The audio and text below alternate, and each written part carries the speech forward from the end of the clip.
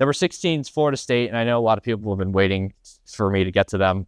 I know the Florida State fan base isn't particularly happy with me at the moment about them, but at the same time, they're really, really tough because they have one of the best wins in the country with that win against Alabama in week 1. And I don't think much more else needs to be said about that. It was a fairly dominant win. They were at home. They did a really good job of winning that game, but they've only played 3 games. A lot of other teams have played 4. Those other 2 wins were against arguably the worst team in the FBS, and Kent State, and FCS team. And you sort of combine all that with the fact that heading into the season, I didn't even have them close to the top 25. I thought they'd be like a mid-tier ACC team.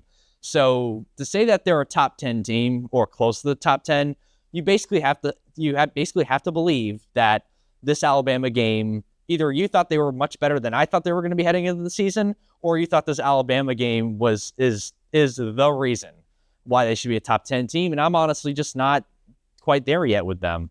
And when in doubt, I'm going to pick the teams that have faced better competition and have proven that they can play with that better competition more than once.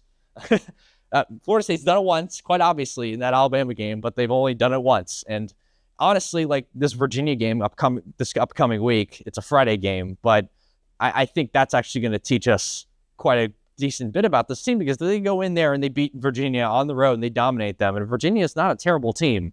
I think that would actually speak quite a bit to me. And that would actually get me to sort of open up a little bit more about, all right, let's push this team into the top 15, top 20, top 10, maybe, depending on the other scores around the country. I mean, nothing's guaranteed, right? I mean, there's weird stuff that happens, like Notre Dame being 1 and 2 and being in the top 15. But that's kind of where I'm at right now with them. And I'm kind of in a holding pattern, if I'm being honest. And it took me a long time to sort of figure out where to place them, because their resume is really sparse. And maybe I underrated them heading into the season, and I just need to abandon that take. But I just need more evidence to prove that I should do that.